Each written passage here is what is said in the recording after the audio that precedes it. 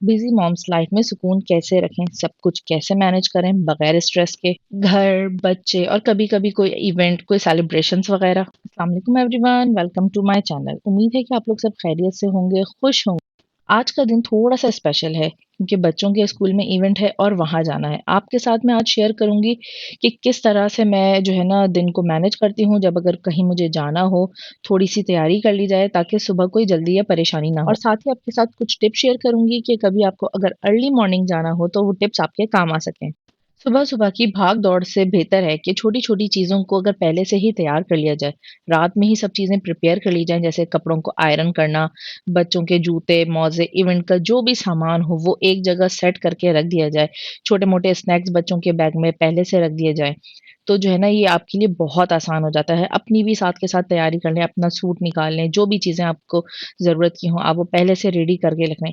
ये सब चीज़ें जो है ना, सुबह आपका टाइम वेस्ट होने से बचाती हैं और हर चीज़ टाइम पर मैनेज हो जाती है और आपको स्ट्रेस से बचाती है। और हम बस फटाफट से स्कूल पहुँच चुके हैं, सब बच्चे बहुत ही ज़्यादा एक्साइटेड हैं। और जब कभी मुझे अगर अर्ली मॉर्निंग कहीं जाना होता है ना, तो मेरी कोशिश होती है कि मैं नाश्ता ऐसा रखूँ कि वो साथ कैरी कर लिया जाए और रास्ते में खा लिया जाए। इसके लिए सबसे बेस्ट ऑप्शन मुझे है ना बॉइल्ड एग्स और सैंडविचेस लगते हैं। ये फुलफिल भी होते हैं और इसे आप आराम से कैरी भी कर सकते हैं। और यहाँ माशाल्लाह इवेंट बहुत ही ज़बरदस्त हुआ था। बच्चे बहुत खुश थे, बहुत एक्साइटेड थे। जब बच्चों के चेहरे पे खुशी होती है ना, तो आप तो खुश वैसे ही हो जाते हैं और आपकी थकन भी सारी मिट जाती है। अल्हम्दुलिल्लाह अब इवेंट अटेंड कर कर हम वापस आ गए हैं। बच्चों ने बहुत एन्जॉय किया और सबसे पहला काम होता है घर आकर थोड़ा-सा फ्रेश होना और बच्चों के लिए खाने के लिए कुछ प्रिपेयर करना।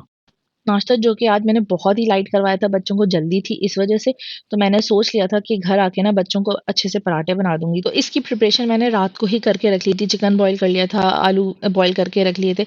अब मैं बच्चों को जो है ना आलू और चिकन के पराठे बना के दूँगी। ये छोटी-छोटी सी प्रिपरेशन अगर आप पहले से करके रख लें ना, आपका टाइम भी बच जाता है, काम आसान हो जाता है और आपको स्ट्रेस भी नहीं होता। और साथ ही मैंने खाने की भी तैयारी कर दी है क्योंकि हमें तकरीबन 12 बज गए हैं स्कूल से आते हुए। अब बच्चे जब पराठे खाएँगे तो दोपहर में खाना नहीं खाएँगे। इसीलिए जो है ना मैं रात के खाने की भी तैयारी हाथ के हाथ कर लूँगी। इस तरह से जो है ना अगर आप एक साथ 2-3 काम कर लेंगे, आपका टाइम भी बचता है और आपको बार-बार किचन में आने की ज़रूरत भी नहीं पड़ती। और मैंने साथ के साथ फ़ौरन पराठे भी बनाना शुरू कर दिए क्योंकि बच्चे इवेंट के बाद बहुत ज़्यादा थक चुके थे।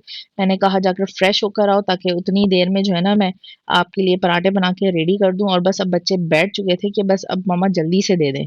क्योंकि हमारे पास मसला ये होता है कि बच्चों को ना एक साथ ही दिया जाए। अगर एक को पहले दे दें और दूसरे के बनने में ज़रा टाइम लग जाए ना, तो बच्चे ना बड़े अपसेट हो जाते हैं कि आपने उसे पहले दे दिया, मुझे नहीं। तो बस मैं एक साथ पहले बना के रख लेती हूँ, फिर एक ही साथ सबको सर्व करती हूँ। अब बारी आती है किचन समेटने की। जितनी देर में खाना भी पक रहा था, तो मैंने सोचा पहले किचन काउंटर वगैरह को साफ कर लिया जाए और साथ ही साथ जो भी बर्तन वगैरह थे सिंक में, उन्हें भी जो है ना क्लियर कर लूँ। क्योंकि अगर सिंक में बर्तन पड़े हो ना, तो ऐसा लगता है किचन साफ ही नहीं हुआ और अगर सर्दियों में आपने छोड़ दिए ना बर्तन, तो फिर वो ढेर लग जाता है और धोना बड़ा मुश्किल।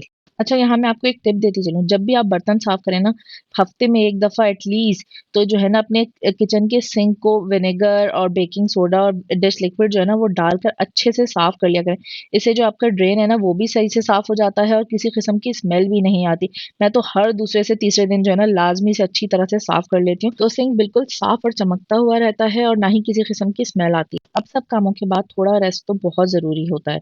बच्चों को भी मैंने लिटा दिया ताकि वो भी रेस्ट कर लें और साथ में मैं भी। लेकिन मैं 10-15 मिनट रेस्ट करके फ़ौरन से उठ गई क्योंकि कराची में ना गैस का बड़ा मसला है। तो मैंने सोचा बच्चों के लिए पहले कॉर्न बॉयल कर लेती हूँ, शाम में बेहतरीन स्नैक्स होते हैं ये बच्चों के लिए। और आज शाम में मेरी बेटी की बर्थडे भी है तो मैंने सोचा थोड़ा-सा उसके लिए ना कोई सरप्राइज़ रख लेते हैं। अच्छा, मैं आपको ना यहाँ एक कॉर्न बॉयल करने का बहुत ही आसान सा तरीका बताती हूँ। इससे ना 1 घंटे में कॉर्न ईज़िली बॉयल हो जाते हैं और बहुत सॉफ्ट, बहुत ही जूसी बनते हैं। किसी भी ना बड़े भगोने में थोड़ा-सा पानी डाल दें, ता बहुत ज़्यादा नहीं। और जो आजकल ये फैब्रिक बैग्स आ रहे हैं ना, इसमें उसको ना डबल करके बंद कर दें और 1 घंटे के लिए हल्की आँच में ना बॉयल होने रख दें। और फिर आप देखें ये इतने सॉफ्ट और इतने टेंडर बनेंगे ना कि मज़ा आ जाएगा। और मेरे बच्चे तो कॉर्न बहुत ज़्यादा शौक से खाते हैं, तो मैं इसलिए हर दूसरे से तीसरे दिन लाज़मी बना देती हूँ।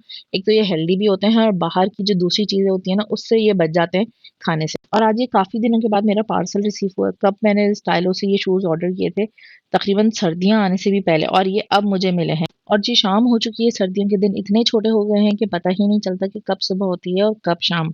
और बच्चे भी अब सो के उठ चुके हैं, तो मैंने सोचा कि जो कॉर्न बॉयल करे थे ना, वो अब उन्हें दे दूँ, क्योंकि सर्दियों में एक तो भूख भी वैसी ही लगती है और ये बहुत अच्छे भी लगते हैं। आप एक दफ़ा ज़रूर इस तरह से ना कॉर्न को बॉयल करके देखिएगा। एक तो ये बहुत जल्दी बन जाते हैं, क्योंकि ये ना स्टीम में पकते हैं, तो वरना आम तौर पे अगर कॉर्न को बॉयल करें तो 4 से 5 घंटे तो कहीं नहीं जाते। और मैंने बेटी को एकेडमी ड्रॉप किया और जो है ना छोटी बेटी के साथ मैं जो है ना उसकी बर्थडे की चीज़ें लेने के लिए निकल चुकी हूँ। सबसे पहले हमने केक पसंद किया, जो उसे बहुत, हम सबको ही तकरीबन बहुत पसंद है। कबाबजी से मैंने केक लिया, फिर साथ ही जो छोटी-मोटी चीज़ें होती हैं बच्चों की, बलून्स, रिबन्स वगैरह, वो ले ली और केक पे बहुत ही प्यारा-सा हैप्पी बर्थडे लिखवाया। यही छोटी-छोटी खुशियाँ होती हैं बच्चों की भी, जो आप अगर सेलिब्रेट करते हैं ना, तो बच्चे भी खुश हो जाते हैं और ये फैमिली टाइम बच्चों को हमेशा याद रहता है। इसके लिए बिल्कुल ज़रूरी नहीं है कि आप बहुत ही एक्सपेंसिव चीज़ें लें, बहुत ही ज़्यादा खर्चा करें या बहुत ही कोई शो ऑफ करना ज़रूरी नहीं। आप छोटी-छोटी चीज़ों से घर में रह के भी बहुत अच्छे से चीज़ों को ना सेलिब्रेट कर सकते हैं, खुश हो सकते हैं। और बस घर आकर जो है ना हमने बलून्स वगैरह फुलाने शुरू कर दिए, क्योंकि बेटा अभी आने ही वाला था। वो जैसे ही आएगा ना, अब उसे हम सरप्राइज़ देंगे।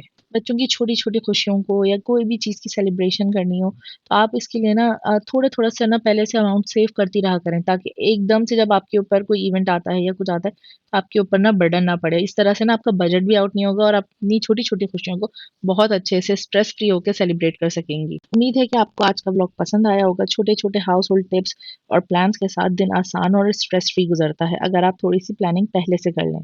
अगर आपको वीडियो पसंद आई हो, आपने एन्जॉय करा हो, तो लाइक, सब्सक्राइब करना मत भूलिएगा और कमेंट में मुझे लाज़मी बताइएगा कि आप अपने बच्चों के लिए किस तरह से सरप्राइज़ प्लान करती हैं।